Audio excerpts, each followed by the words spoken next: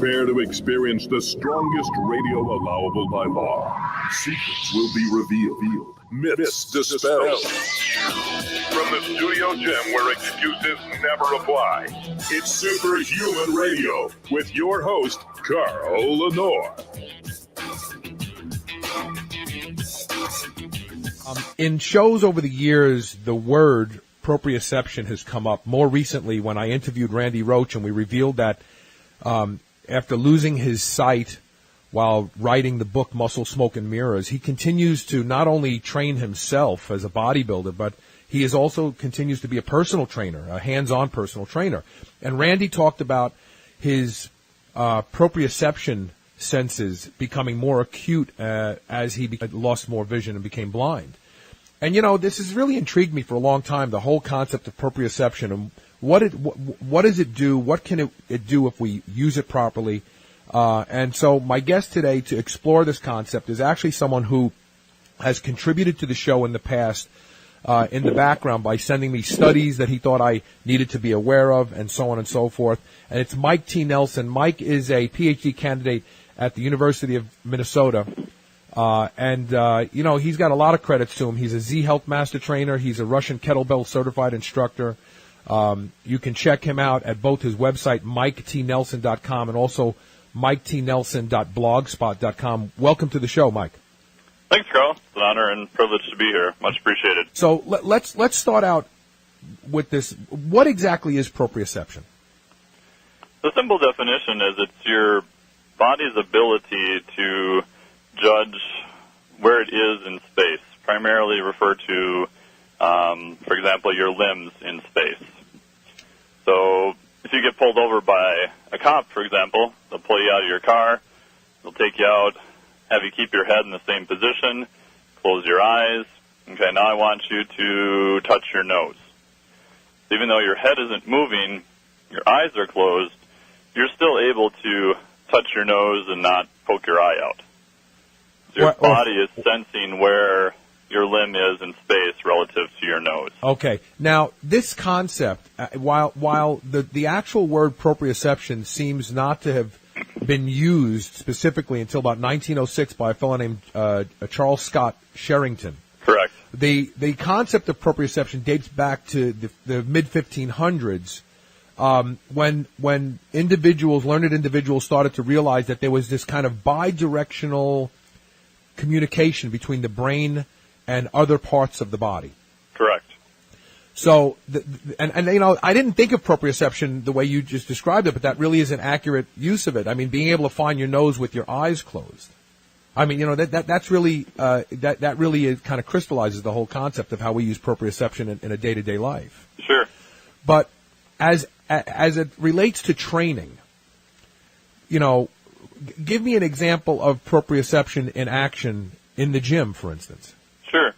The hard part is, in reality, you really have a combination of proprioception, so information from your joints and from limbs, and your eyes. So we do most of our work in the gym with our eyes open, and also your ears in terms of hearing and also your ability to sense balance. The inner ear has these three components that can sense balance and movement. So in reality, when we do any exercise, we're actually combining those three into like a map, and our brain is executing that map based on those inputs in order for us to complete, say, a squat, deadlift, bench press, whatever we happen to be doing. Okay. Now, differentiate kinesthesia and proprioception, because they're kind of interrelated, correct? Yeah, they seem to be interrelated. I know some of the kinesthesia stuff states that it's more the motion of the body. Right. Yeah, it gets to be kind of confusing. Even like proprioceptive information can be split out into, is it just coming from the joints? Am I getting, sensations from my gut possibly because my stomach's moving funny? So it can get kind of blurry pretty quick.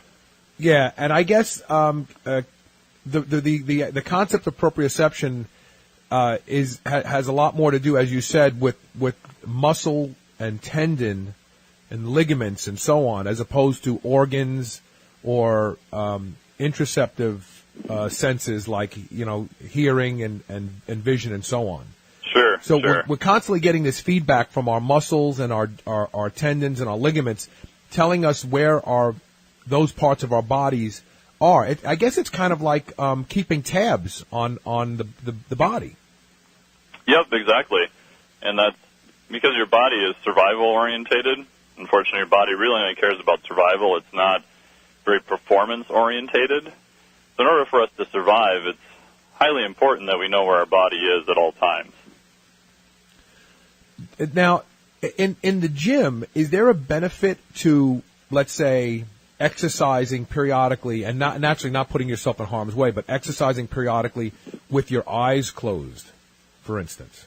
I think there can be some benefit, but I guess the better way I like to look at it, and this is based on some concepts from Z-Health, is if the body is always running a map to try and determine where it's at and how it's moving, how can we actually improve the clarity of that map?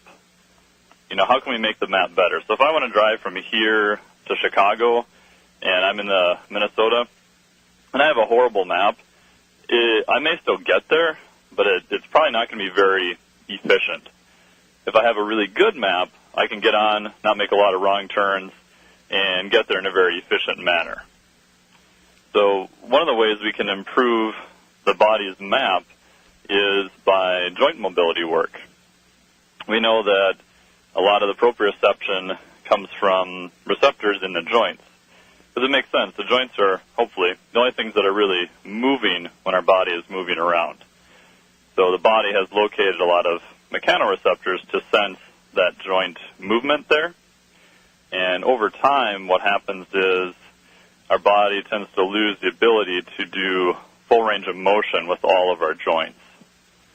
So in essence, we're walking around with a little bit of a bad or cloudy or fuzzy map. The map isn't quite as clear as what it should be. We forgot about that shortcut back road, or by taking the shortcut back road, we forgot about the way we used to get there. So in other words, this concept of losing muscle memory almost, or Sure. or motion memory, where we used to be able to. And I know that this is a big issue for the elderly. Yep. As individuals age and they tend to be less active, they end up with body contortions as a result of muscles becoming dominant and other muscles not working properly any longer.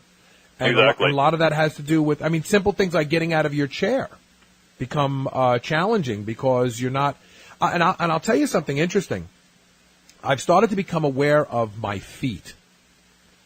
We really take our feet for granted. Our feet tend to bend thousands and millions of times in one direction, but not the other direction. I'm starting to understand that, foot flexibility has a great role in strength, the same way that your hands and your forearms allow you to pull. Your feet play a large role in those types of movements where you're planted on the ground.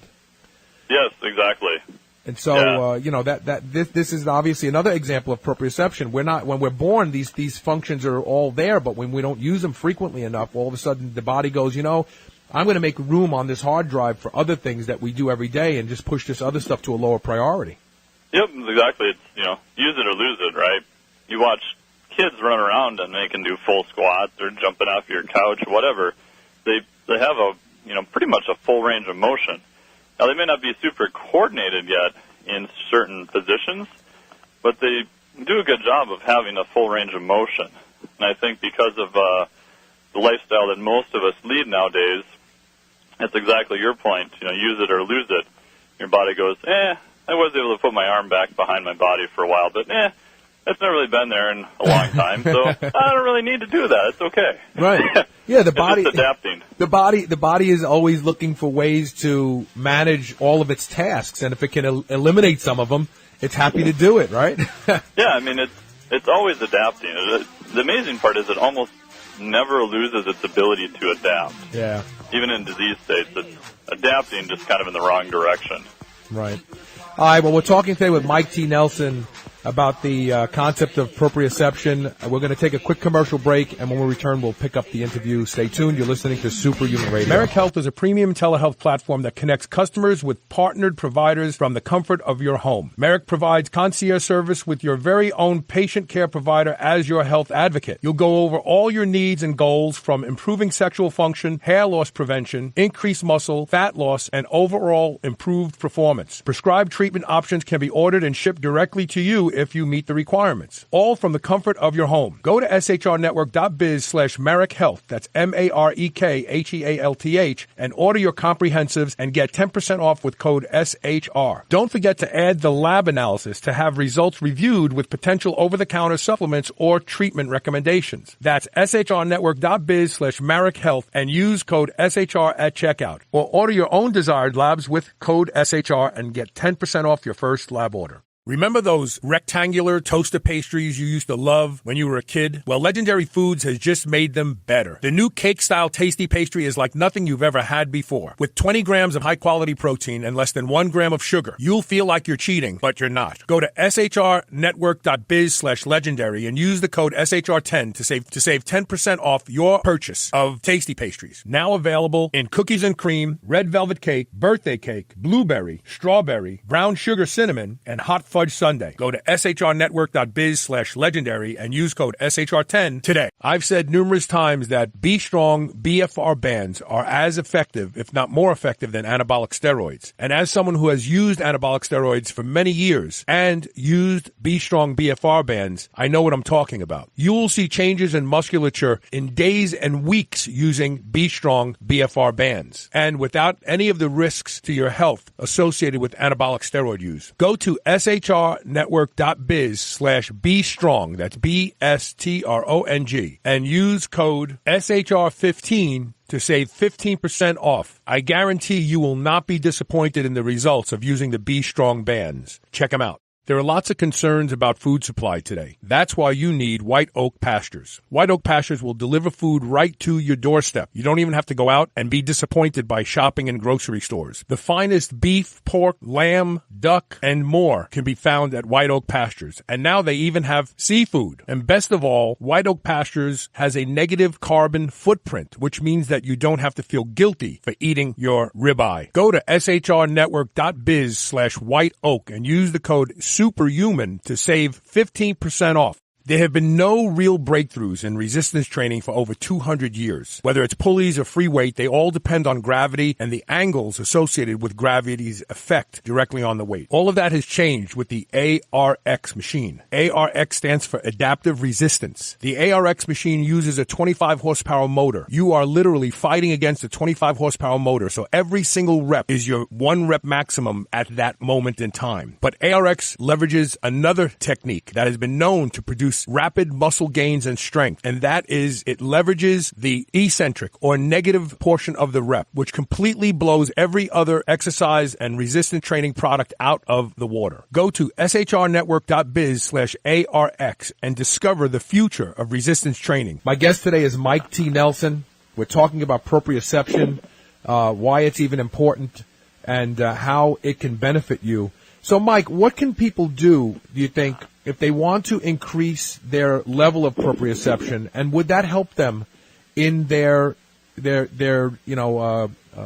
pursuit of greater strength gains?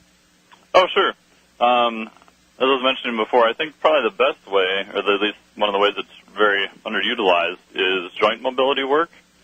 So as we were talking about with the kids who have pretty much a full range of motion, adults over time, and even younger people, they lose that full range of motion in their joints.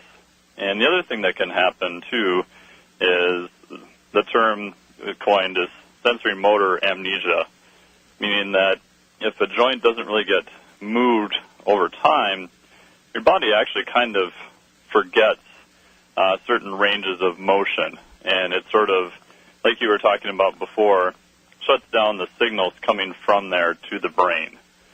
So it's kind of like it forgot what it's supposed to do. Could this manifest itself as a stiffness? I just can't get...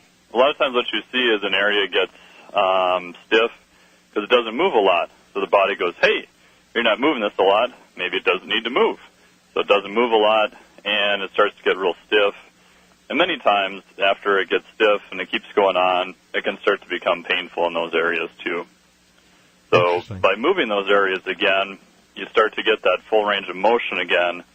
You get rid of the sensory motor amnesia and your map, so your body's ability to sense where that joint is in space through a full range of motion gets better. I wonder how much of proprioception is peripheral and how much of proprioception is central nervous system. And the only reason why I say that is because every day more and more studies are being published that are starting to elucidate the influence of exercise on neuroplasticity, especially in the brain. Mm-hmm. Yeah. And so, I'm wondering, like, is it, we feel it in the joint, that we're stiff, we can't get into that position any longer, like we used to be we say, we used to be so flexible. I mean, really, when you think of flexibility, I think most people think of aging and the lack of flexibility as the ligaments and the muscles becoming rigid and stiff and almost, crystallizing. And so, I just can't. But the reality is the ligaments are just as pliable as they've ever been. The muscles are just as dynamic as they've ever been. But it's the lack of impulse from the nervous system that causes us not to be able to get into those positions anymore. Would you agree with that statement? Yeah, in general, I would agree with that. I mean, I think that's one thing I see a lot just doing exercises with people that, I had a guy comes in, it was like 6-8 months ago, shoulder test, can't get a shoulder all the way up. He's like, it's been that way for, I think he said, like 8 months. And most people would say, well, he's got a frozen shoulder. He's got, mechanical changes in there that are not allowing it to get that range of motion. We do some joint mobility stuff, do some specific exercises, and lo and behold, at the end of the session, an hour later, half hour, hey, your shoulder goes all the way up now. It's like, well, wait a minute. If that had been a mechanical change, it's highly unlikely that would have changed that fast. Right. But I think it's to your point that again, the brain is trying to protect itself. If it's unable to get the shoulder there safely, it's probably not going to allow it to do it. One of the terms is arthrokinetic reflex. So, for example, if I injure my right elbow and it's injured, it doesn't feel very good, everyone knows that I'm not going to be able to do a heavy bicep curl with that arm. And the reason is your brain is going to start to shut down those muscles to try and protect that joint. It says, hey, you've got a buggered up right joint. I'm really not going to allow you to lift anything heavy there because I'm going to try, as hard as I can, to prevent you from doing further damage to it. So again, by doing joint mobility, you can tell the brain, hey, your right elbow is actually good. It can execute a full range of motion, so therefore the muscles that cross it, they should be stronger, will allow you to lift some heavy stuff. Obviously there are actionable steps that people can take in order to increase joint mobility and muscle articulation and actually enhance their nervous system or kind of reconnect their nervous system to do these things. Mm-hmm. Is it important to do whole body articulation movements, or is it more important to look at what you've lost and just focus on that? Yeah, excellent question. The Z-Health way, which I agree with, is initially looking at R phase, which is just isolated joint movements. So you're taking each joint and you're taking it through a full range of motion. Because what you find is that certain joints tend to lose those ranges of motion. And the analogy Dr. Cobb uses, it's like if you want to learn a foreign language. Right? If you want to learn a foreign language, you have to learn the letters first. So isolated joint mobility work is like learning the letters. And then after that, once you get those under good control, I agree with your point that you'd want to integrate them into more of full body motions. So now I'm going to start to integrate those maybe in a lunge pattern. Maybe I'm doing right wrist work. I'm going to lunge forward, and I'm going to rotate up my torso to the right. And maybe I'm going to look with my head left and do a wrist motion. So now you're starting to integrate them into motions that also tend to look more athletic also. So you're now building the words in order to learn your foreign language. Interesting. And isn't So it funny? most people need to start with the isolation. The first. alphabet. Learn the alphabet first. Isn't it funny that we use the word articulation both, across the board with speech and with this type of muscle functionality? Exactly. And it's like, and so theoretically, and I had this same conversation with Dr. Cobb, and I said, I guess, what we're looking to do is build our muscular vocabulary. So the more the more words you know, the smarter you sound. I almost said the more smarter you sound. Just indicative of my lack of necessary vocabulary. But anyway, but the truth of the matter is, the more motions you learn, then you have a greater degree of muscle vocabulary, if you will, and you're going to have a greater degree of strength and dexterity as well. Exactly. What are the muscles? What are the joints most that you see? You mentioned earlier that there's certain joints that are most likely to lose their functionality in people. Which are the ones that you see? The ones I see most common, like you had mentioned before about the feet and ankles. If you look at the structure of the foot and the ankle, there's tons of really small bones in there, and it should have actually a lot of range of motion. I mean, that's what it's designed for. It should move and flex freely, but unfortunately, because of shoes and that sort of thing, most people's feet and ankles are very stiff and don't move a lot. And with each step, you're distributing that force, further up and through your body, through the kinetic chain, and you've already kind of gummed it up before you started. So I see that one a lot, thoracic spine, sometimes in the hips, and then wrists. I mean, those are the ones I see probably the most often. Yeah, you know what's really funny? I squat and deadlift in stocking feet. Oh, I love that. Well, it's not like, I've seen other people do it, but that's not why I do it. I do it because it makes sense. I thought about this. I thought, my body, my spine, and my body's distribution of load formed as a baby in bare feet, or as you never buy a baby a high-heeled shoe. They always have very, very flat shoes. You want to emulate the ground, and the reason for that is because you want the spine and the body and the hips to all form without any influences whatsoever of, shifting the balance of weight. Right. And then we load the bar with 500 pounds, and we have these running shoes on, and they have like an inch to 3/4 of an inch lift in the back, and they basically shift your weight to the front of your shins and your knees, and it's like, wait a minute.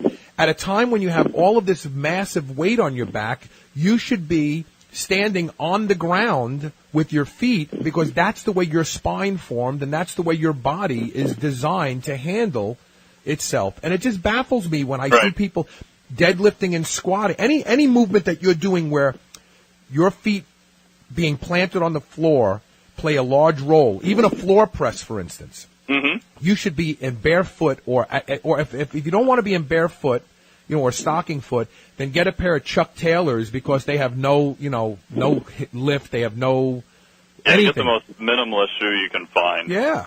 Yeah. It just doesn't make sense to me when I see people doing that kind of work. We're going to take another quick commercial break. I would easily say that I am the hugest proponent you will ever meet to doing anything that will improve the quality of my sleep. And that's because sleep is linked to just about every metabolic disorder we see in our population today. One of the easiest things you can do to improve the quality of your sleep is to get a pillow that can be shaped into the exact form factor that allows you to get your best night's sleep. And that is MyPillow. I've been sleeping with MyPillow for a few years now, and I can tell you that when I have to travel and stay in hotels, I don't get a good night's sleep because I don't have MyPillow with me. Right now, you can save up to 60% off of everything offered to improve the quality of your sleep at shrnetwork.biz/mypillow when you use the code SHR. Or you can call toll-free 800-889-4938. And remember to use code SHR to save up to 60% off of everything at their website. Dogs should be powered by fat and protein, not carbs. That's why Visionary Pet makes low-carb, ketogenic dog food for dogs of all breeds and life stages. From kibble to freeze-dried and even low-carb treats, all Visionary Pet recipes are very low-carb, ketogenic, and made with 100% real meat protein. Shop now and use code SHR for 20% off your first order today. Your dog deserves the lifelong benefits of optimal nutrition. Make the switch to Visionary and see why smart dogs eat low-carb. Never before has a product been so appropriately named as Botanic Tonics Feel Free. This plant-based elixir combines a variety of different effective compounds, all from raw plant materials that at different doses provide you with completely different experiences. A third of a bottle puts you in the zone and makes you very focused and is ideal for a non-stimulating pre-workout. It also has a mild analgesic effect for us older lifters who have soreness and little pains and aches that keep us from training as ferociously as we want. A half a bottle will create a mild euphoric effect that will allow you to forego consuming alcohol but still be socially lubricated and have fun. I have never had a product deliver on its name the way Botanic Tonics Feel Free does, and I won't ever be without it, and you shouldn't either. Go to shrnetwork.biz/feelfree and use the code SHR40 for 40% off your first order. I promise you, you will not be disappointed. When you see a client for joint mobility work, do you first assess where they need work, or do you just start teaching them, look, these are the things that you need to do to keep your whole body flexible? Is it more proactive or is it more reactive, your approach? If you're doing it in a classroom setting, you're kind of just teaching them the basics. For more of the personal consultations I do, it's all customized. The really cool thing about precision joint mobility work is that we're actually working with the nervous system. So, for example, I'll do usually a gait assessment or some other assessments. I'll try a drill, and I'll have them walk again. I'll reassess them, like, literally within seconds.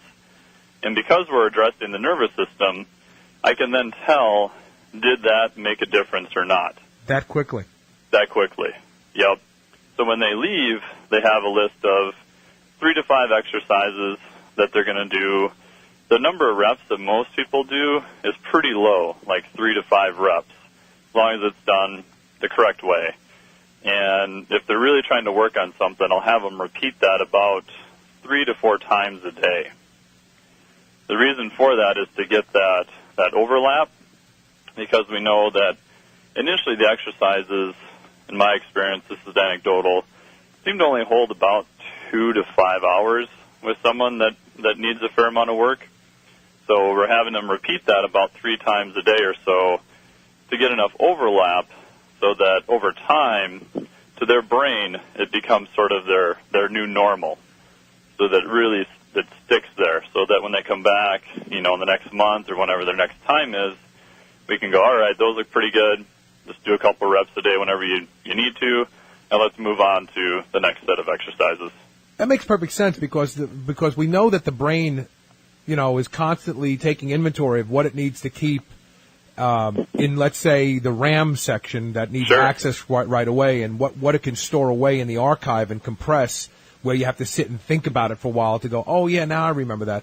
Right. And it's probably doing that in millisecond intervals with motion or movement-related data. And so it makes perfect sense that in the early stages of recovery, for lack of better terms, or recovery of these motions, you have to do it several times a day so that the brain goes, oh, this is becoming a high priority. I need to keep this in the RAM section from now on. Right. You're forcing it to, again, the brain's always, the body's always adapting. You're almost like forcing it to adapt to something better, because you keep giving it that stimulus and goes, oh, okay, that's right, this thing here. Yeah, right. You keep calling for it, so it keeps it at its fingertips, so to speak. What kind of effects does this have with athletes when they start? I mean, I'm sure that you're getting a lot of young athletes too that don't necessarily have what they think are range of motion issues, and so on. And then all of a sudden you assess them and you go, do these exercises, and they're thinking to themselves, what is this going to do for me? But what actually ends up happening with them? Sure. All sorts of stuff. I mean, some of the demonstrations we do are pretty cool. There's reflex in the foot, like around the area of the cuboid area. And what you can do is you can just do a muscle test for the glute med, so the muscle in your butt. And a lot of times what you find, because of the shoes and the stiff feet, a lot of people, their inactivity in their glutes, what I've seen is it's actually related to a joint that gets stuck down in their foot. Really? It makes sense. Back to our elbow example, right? If I injure my right elbow or my mobility there is not as good as it should be due to the arthrokinetic reflex, my muscles are going to be weaker there. But now when we look at gait, running, sprinting, whatever, with each foot strike, the muscles and the joints in the foot have to time to the hip, right? So if my ankles are really messed up, neurologically my brain's going to go, well, all those big driving muscles in the hip, they cross the hip area, I'm going to start shutting those down a little bit because I don't want you to go out and exert a high force on an unstable ankle or an ankle that's not up to par. So by literally just doing a drill to open that area, you retest them, and they're like, well, what the heck was that? Right. And a lot of times what you see then in terms of performance, had one guy do it for squat. His squat actually got worse initially because his brain is trying to remap and trying to relearn that movement. But that was for a couple of weeks, and then after that it went up quite a bit. So that's normally what you see is that sometimes performance will increase automatically. Sometimes it'll drop a little bit, and then it'll come back. Because in essence, with a glute that's firing, you're doing almost a new exercise for your body. So it takes a little while for it to learn that, and then since it's working more efficiently, performance then goes up. Can you look at a person and just by looking at them, okay, let me step back. I have a term that I like to use called occupational hypertrophy. Yes, that's a good one. Okay, and if you're a carpenter and you swing a hammer with your right hand for 30 years, guess what? Your right forearm looks like it belongs to Popeyes. Right. It's a mechanics. Yeah, we get it. I drove a sports car for many years, and my left quad has a great flare, but that my right one doesn't. That's because I basically did a one-legged lunge many times a day in and out of that car. Sure. And you can see this in the gym. If you look at people walking around, you'll notice that their right gastroc is usually much larger than the left, and that's from working the gas pedal and the brake of their car. The older they are, the more extreme it is. So with that being said, this whole concept of occupational hypertrophy, can you look at a person sometimes and go, wow, flat ass. They're not using their glutes at all. This is what's going on with them. Because I also know people who walk with their feet splayed tend to have very weak hamstrings. Yep. When you look at somebody, do you start to size them up right away and go, wow, this person needs some work to start activating those muscles right there? Yeah. You can look at two things, exactly your point. You can look at muscle size. I tend to try to compare left side to right side. I mean, what's their symmetry? And then also I look at what's the movement. Everyone, if you want to see bad movement, it seems like go to an airport or a mall and just watch most people walk around, and it's like, whoa. I mean, it's amazing. But then again, you watch, say, like the Super Bowl, and you watch athletes there who are doing amazing things, but they make it look easy. They make it look fluid. They make it look efficient. They make it look like, I could go out and do that, even though you can't. Right. So that I kind of look at the overall movement also. And now, as a result of that, when you look at these people, like if you looked at somebody that literally had no glutes at all, would you automatically start to think ankles, or do you have to assess deeper than that because anything could affect the glutes at that point in time? Yeah, it's true that Dr. Cobb likes to say anything can affect anything, which it definitely is true. But there seems to be generalities. Like you can watch when someone walks, the transfer through, especially the lower SI joint area, right above the low back area, you should see a nice rotation in the glutes, at least. What you see in a lot of people is there's not much rotation there. Right. It's kind of more to this shimmy, like side to side. Right. And you know what? I'm guilty of that too. And the funny thing is that when I do treadmill work, I really think about my glutes. As a matter of fact, sometimes what I do with treadmill work on purpose is I call it the Frankfurter pushcart guy. When I lived in New York, they had the Sabrett Frankfurter guys. They would run through the streets to get to their corners, and they would push these very, very heavy hot dog carts. And so what I do on the treadmill is I grab the handrails on the side, and I lean forward a little bit, and I push through my heels and let my glutes do all of the work. And it's you really have to think about it the first time you do it. You could do it for a couple strides, but then your body goes back to where it wants to go, which is shifting the work to the hamstrings and the hip muscles and so on and so forth. And it takes a lot of concentration, and to do it for 30 minutes continuously is really an arduous task.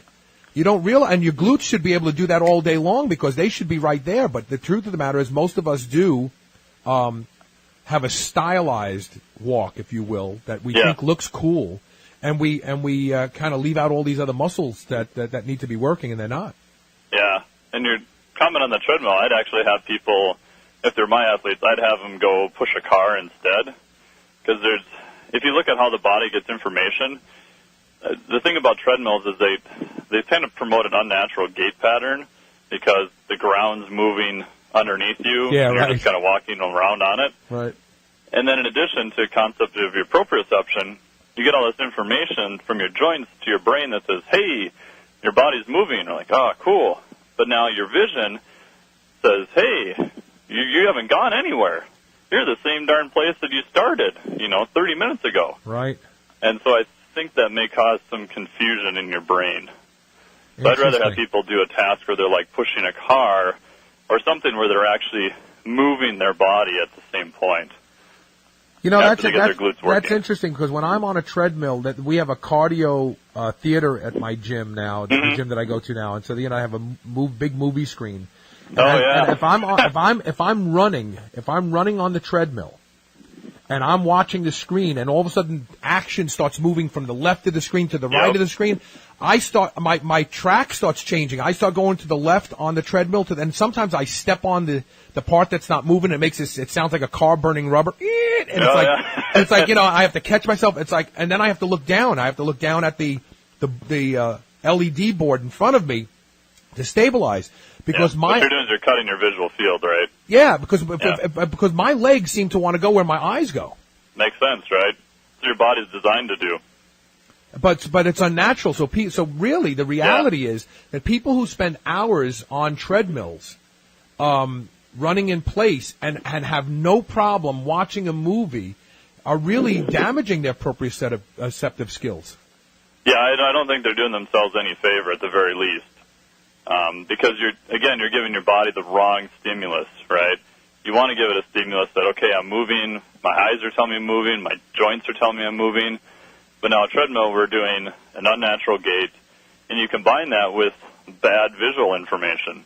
I think it's definitely not good. How much of an issue it causes, it's hard to say, but I wouldn't recommend it. Yeah, it really is worth thinking about. You know what? And it comes back to, raw foods, natural foods, and it comes back to, like, instead of walking on a treadmill, go outside and walk. Go outside. Yeah. What's wrong with walking outside? I mean, you know what? I'm going to start doing I've been doing my cardio early in the morning on an elliptical machine, but I'm going to start walking in the morning instead. I think that there's a lot more value to getting outside and walking, especially when we're talking about these types of issues. Just working on a treadmill or whatever. I mean, it just stands to reason. People at all? Not per se elderly. I do work with some, I guess you could say, older people. But the nice part is it has a benefit for just about everyone, unfortunately, due to our current lifestyle and movement habits.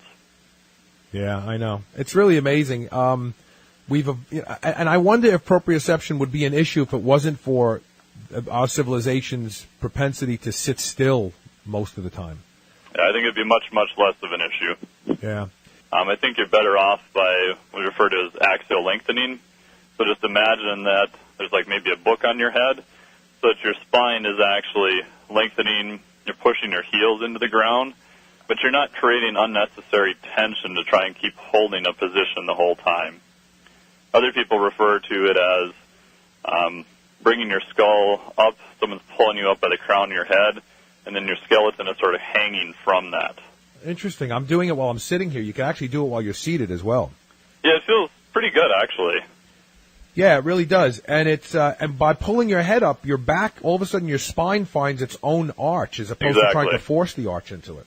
Right. I think some people go the other extreme where they're trying to force themselves all the time into good posture, and I think that may be a little bit I had a friend when I lived in Las Vegas named Smitty who used to 5, 6, 7 times a day walk over to a wall, put his ass and his shoulders against it and then walk away in that position and he said this is the way he keeps his posture. But it was such an unnatural way to walk after he got off the wall. I was thinking, my God, you're really struggling to maintain that position. No wonder why you have to do it 4 or 5 times a day. Yeah, and you watch those people walk, and I don't think they move very athletic or fluidly, in my opinion. No. They're to the extreme, the other way, too stiff and rigid. So, and that's obviously another telltale sign of losing proprioceptive skills, and that is when you don't have that fluidity. Sure, yep. Interesting. Thanks so much for being on Superhuman Radio.